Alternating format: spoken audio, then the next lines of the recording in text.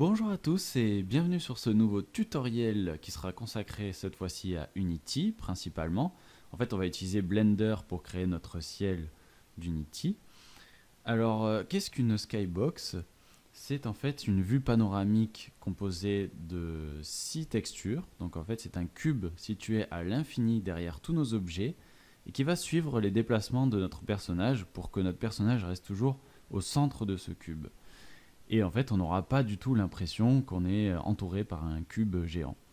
Voilà, donc là, le petit problème, c'est qu'en fait, quand on va essayer de créer nous-mêmes cette skybox, ces 6 textures, on va avoir un problème d'assemblage, voilà, tout simplement. C'est comme un puzzle, et on va avoir vraiment du mal à avoir l'impression qu'on n'est pas dans une pièce fermée avec de la tapisserie, en fait. Voilà, tout simplement.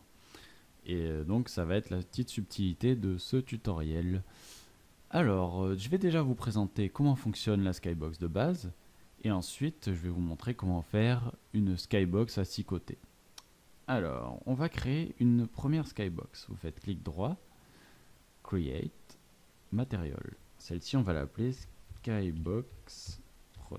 C'est la skybox procédurale de base que vous avez quand vous créez une scène avec Unity 5. Dans l'inspecteur, on va aller chercher la skybox et on va cliquer sur Procédural. Maintenant, on va attribuer cette nouvelle skybox qu'on vient de faire à notre scène. Donc dans Lighting, vous avez ici Skybox. On va choisir notre skybox procédurale. Ok, donc maintenant, ici, nous avons des options. La taille du soleil. Hop, voilà, vous pouvez faire exploser le soleil. Et l'épaisseur de l'atmosphère, par exemple, pour avoir une atmosphère lourde, vous voyez que hop, l'environnement s'adapte automatiquement à l'éclairage. Et ça, c'est génial. On a vraiment une impression de réalisme, puisque la lumière du ciel va rebondir sur le sol et ensuite sur les rochers, etc. On peut augmenter donc l'épaisseur de cette atmosphère et on peut augmenter également l'exposition. Voilà. Ça va vraiment simuler un ciel, sauf qu'on n'aura pas de nuages. Voilà. Donc par exemple, on peut cliquer sur notre directional light, l'orienter, et vous voyez que là, hop, le soleil se couche, le soleil se lève, etc. C'est génial. C'est l'avantage de cette skybox procédurale en fait. Donc là, j'ai mis un petit lens flare que vous n'aurez certainement pas, c'est pour le côté esthétique de la vidéo, pour que ce soit un peu plus agréable à voir. C'est pas non plus compliqué à faire, je vous montrerai dans un autre tutoriel comment s'occuper de ces lens flares.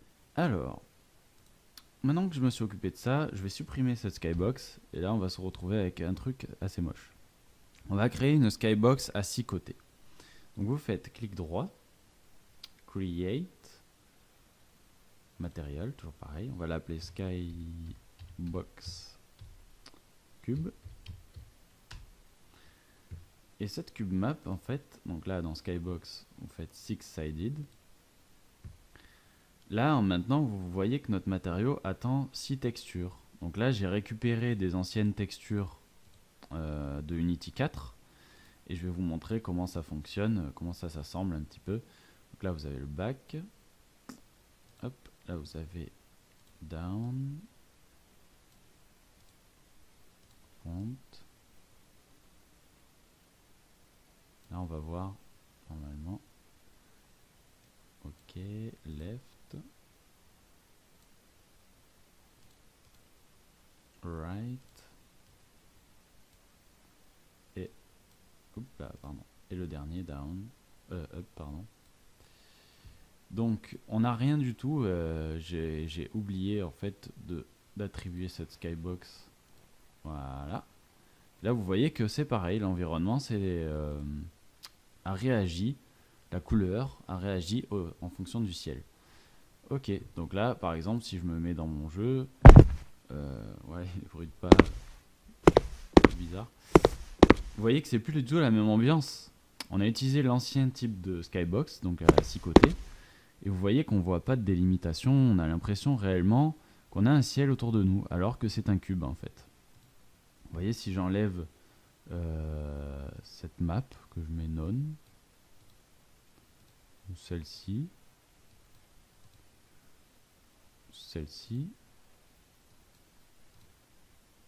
Et bien là je fais lecture. Voilà, vous voyez, c'est carrément un cube, mais la map est très bien faite, donc on ne le remarque pas. Donc nous, on ne veut pas avoir ce genre de problème aussi. C'est pour ça que je vais vous montrer comment faire vous-même votre cube map, comment assembler un petit peu tout ça. C'est un peu à la base du bidouillage que j'ai fait, mais ça fonctionne très bien. Et vous allez pouvoir librement laisser aller votre créativité. Donc là, maintenant que je vous ai montré comment ça fonctionne, on va aller sur Blender et on va faire notre cube map. Et voilà, donc là on est sur Blender avec notre cube de base qu'on va vite déplier pour pouvoir le texturer. Faites pas attention à ce dépliage, il ne correspond pas à ce qu'on veut faire. Donc je sélectionne les arêtes avec Shift et clic droit. Je vais déplier ce cube. Je fais CTRL E, marque Sim. Voilà. Et ensuite, je sélectionne tout, je fais U, Unwrap. Voilà. Donc là, j'ai déplié mon cube. Ok. Maintenant, je vais dans le mode objet. Je retourne en Properties. Et donc maintenant, j'ai déplié mon cube. Je vais ajouter un matériau. Donc je fais New. Je vais l'appeler Skybox. Ok. Et j'ai pas de texture, mais on va aller dans Texture Paint. Donc là, il me dit que j'ai pas de texture, évidemment. Donc je vais faire Add Pen Slot, Diffuse Color. On va se mettre en 2K, donc 2048 par 2048. Il nous faut une grosse texture parce qu'après, on va devoir faire des rendus sur cette texture. Donc ça va la réduire. Je décoche Alpha. Je mets la couleur de préférence un peu couleur bleu, voilà, bleu clair. Je fais OK. Maintenant que j'ai ça, je vais aller dans mon matériau, je vais enlever la spécularité, je vais augmenter l'intensité, je vais mettre émittance à 1. C'est très important là ce que je suis en train de faire pour votre peinture. Donc, et j'enlève la lampe, voilà. C'est très important ça aussi. En fait, c'est notre cube qui va éclairer, regardez.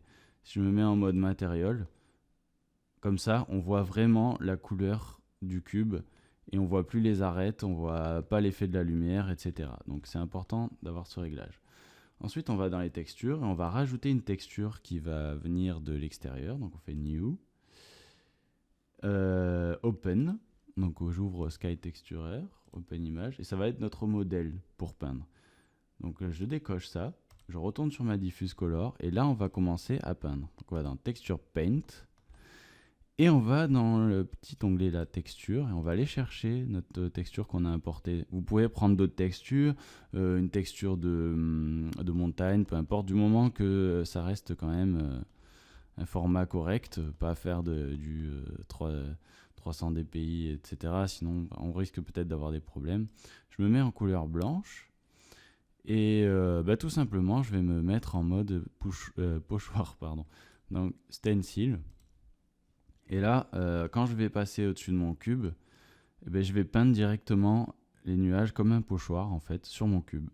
Donc ça va être très simple, ça va aller très vite. Je mets le foncé vers le haut. Voilà. Et en fait, je vais écraser tout mon cube avec cette couleur. Et je me mets exprès en angle, dans l'angle, pour pouvoir casser un peu ce côté angulaire en fait. Et autre chose qui est important que j'ai pas encore dit, c'est qu'il faut en fait, pour que ce soit plus simple, il faut vous mettre en mode orthographique, donc en appuyant sur 5, en vue orthographique, pour pouvoir bien peindre votre objet. Voilà. Ça marche au mieux, c'est quelque chose que j'ai constaté. J'ai vraiment des fois galéré à peindre. Et je me suis dit, bon, là, il y a un truc qui va pas. En fait, il choisit soit une face, soit une autre, quand c'est un angle trop aigu. Et donc, voilà, il faut lui dire, non, tu peins en même temps sur les deux pans de mur, quoi. C'est comme ça que ça marche. Donc là, je pense que je vais peut-être accélérer un petit peu le tuto, le temps que tout soit fait. Parce que ça risque de prendre du temps si je peins. Si vous sentez l'âme d'un artiste, vous pouvez carrément faire vos propres nuages, etc. De toute façon, moi, ce que je voulais vous montrer, c'était surtout comment passer de ça à Unity ensuite. Voilà. Mais je vous montre un petit peu comment on peint, etc. Vous pouvez aussi peindre votre cube de l'intérieur en inversant les normales. Mais là, à ce moment-là, vous serez plus en mode ortho, donc ça va être vraiment handicapant, etc. Donc je vais voir un peu ce que ça me donne. Et en fonction, je vais faire un petit peu de tampon ici pour faire des petites retouches. Et je vais peut-être accélérer, donc à ce moment-là, le rendu.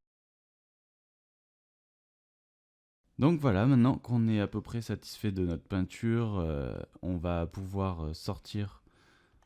On va devoir enregistrer cette texture absolument, sinon on va la perdre. Donc on fait image, soit on fait image pack as PNG, comme ça on est sûr que ça reste dans Blender, soit on fait image save as image, et là on l'enregistre par exemple sur Skybox perso diff. Voilà. Donc là, on a enregistré notre image. On peut retourner dans le mode object. Si vous retournez dans le mode object avant d'avoir sauvegardé, vous allez perdre votre peinture. C'est un peu dommage. Alors, maintenant qu'on a ça, je vais revenir en mode solide et on va chercher à déplier, en fait, à faire un rendu de chaque face. Alors, on se met en mode edit, on se met en vue de dessus, 7. On clique droit. On se met en mode face, on clique droit sur notre face du dessus et on fait P, sélection, on retourne dans le mode object, on sélectionne notre face du dessus, on la renomme up, c'est important de les renommer comme sur les textures de la Skybox Unity. Ensuite on fait object, on fait transform origin to geometry pour centrer pour avoir notre centre sur la face du dessus. Et maintenant qu'on a fait ça, on va ajouter une caméra. Donc on va faire Shift S, Cursor to Selected, on ajoute une caméra. On fait CTRL 0 pour définir cette caméra comme notre caméra par défaut. On enlève les rotations. En fait, ça a fait pousser une caméra à la base de au centre de notre face. Et maintenant, je vais lever. Ah, pardon. Voilà, faut vraiment faire attention, la vue de dessous, dessus, pardon, ne pas confondre. Et il faut absolument que votre caméra soit orientée vers le bas pour la vue de dessous. C'est important par rapport à Unity. Donc, voilà, les tests que j'ai faits ont permis de trouver ça. Et ensuite, on continue, donc on va cacher ça et la face, on fait H. Et on continue, on fait pareil pour toutes les autres, mais il y a juste une subtilité pour le dessous. D'ailleurs, je vais le faire tout de suite. Pour le dessous, il va falloir orienter notre caméra vers le haut au lieu de vers le bas.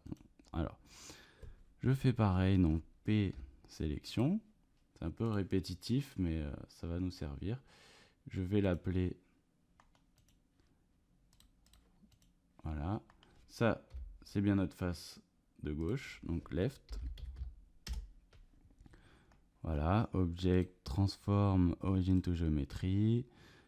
Pareil, j'ajoute Shift S, cursor to selected, j'ajoute une caméra, CTRL 0, j'enlève les rotations, tac tac, hop, je pousse un petit peu ma caméra là pour voir un petit peu, je fais une rotation comme ça, moins 90, rotation de 90, ah pardon,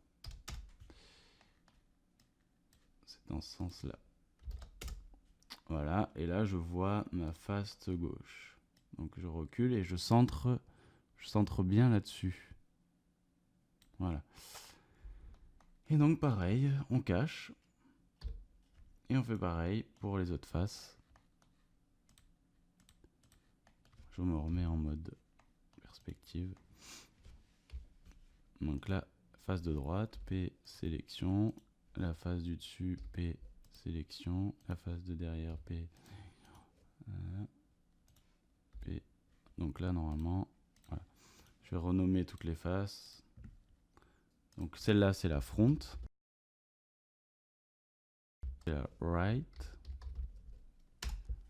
Celle-là, c'est la back. Et celle-là, c'est la down, parce que c'est le sol. À chaque fois, vous mettez en vue de dessus pour vous repérer. Donc je fais pareil, transform, origin to géométrie, transform, origin to géométrie. Je fais pareil pour toutes les faces. Ok, il nous reste celle du dessous.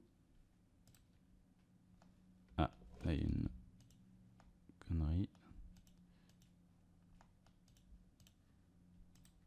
Object, transform. Voilà. Donc maintenant que j'ai ça, eh bien, à chaque fois je vais ajouter une caméra, comme j'ai fait tout à l'heure, pardon. Shift S, cursor to selected, ajouter une caméra. Hop. Hop. Donc là, on va faire du 180. On va lever ça. Oula. On va lever ça sur 90 degrés. CTRL 0. Et on recule notre caméra. On centre. Donc là, je reviens.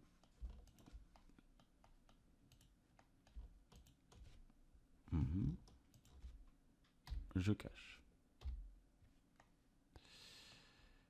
Pareil.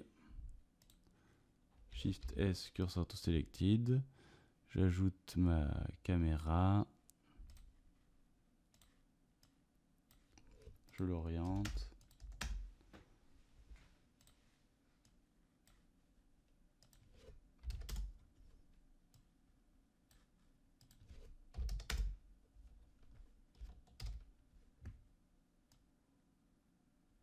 Hop.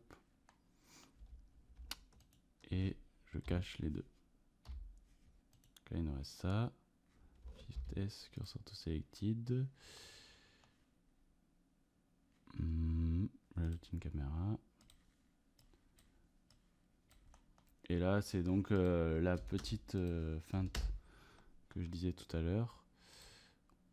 On va se mettre... on va orienter notre caméra donc vers le haut. CTRL 7 pour la vue de dessous. Et là, elle est bien orientée dans le sens où il faut. Elle est déjà orientée vers le haut, donc c'est bon. Je vérifie. Ouais, c'est bien. Donc voilà, je peux cacher cette face. Et il m'en reste plus qu'une. Shift S, cursor to selected. J'ajoute une caméra, je recule. Hop, hop. Je relève un petit peu celle-là. 90. CTRL 0, j'avance. Et voilà, je suis centré. Donc maintenant, je fais Alt H. J'ai toutes mes caméras, toutes mes vues. Et je vais procéder au rendu de chaque face. Donc pour le rendu, ça va être simple. Vous cliquez à chaque fois sur votre caméra. Donc là, je suis bien sur la caméra du dessus. Vous faites CTRL 0 pour cadrer. Vous cadrez bien, vous vérifiez bien que les bords soient collés. Quitte à rentrer un peu dans l'image s'il faut. Render Image. Vous faites F3.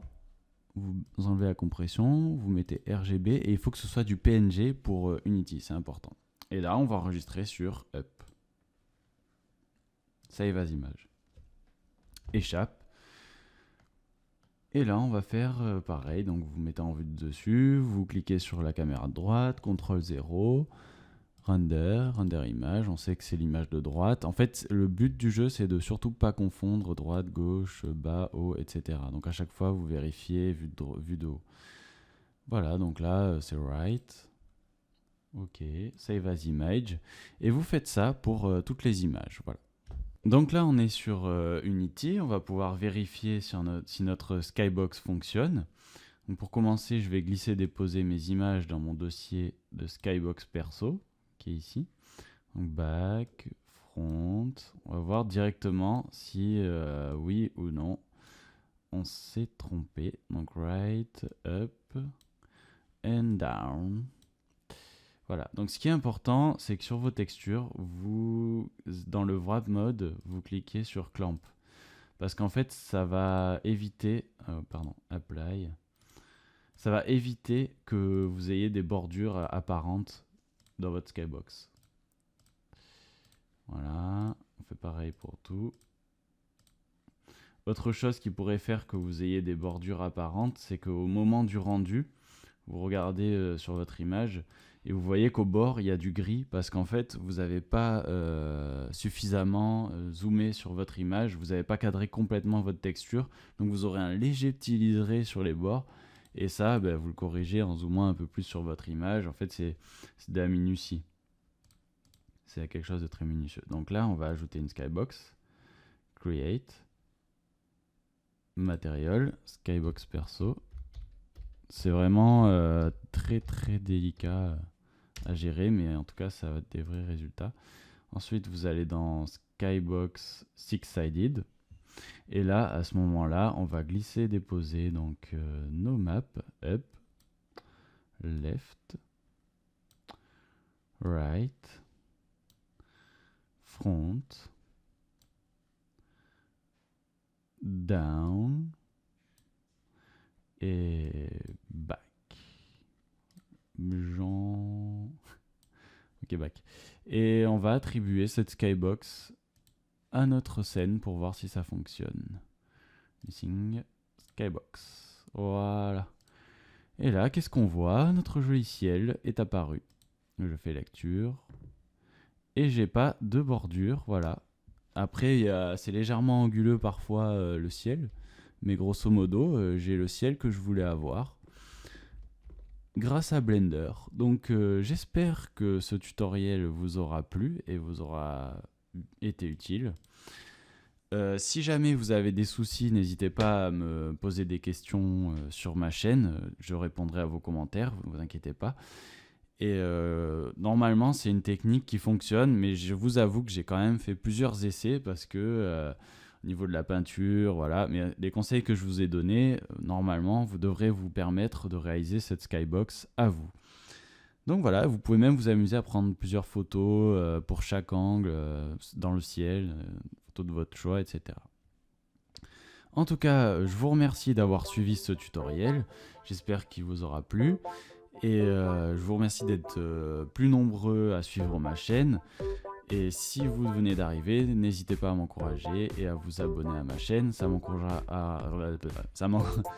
m'encouragera à faire encore plus de tutos, etc. Et bien moi je vous dis à la semaine prochaine pour un nouveau tutoriel. À bientôt.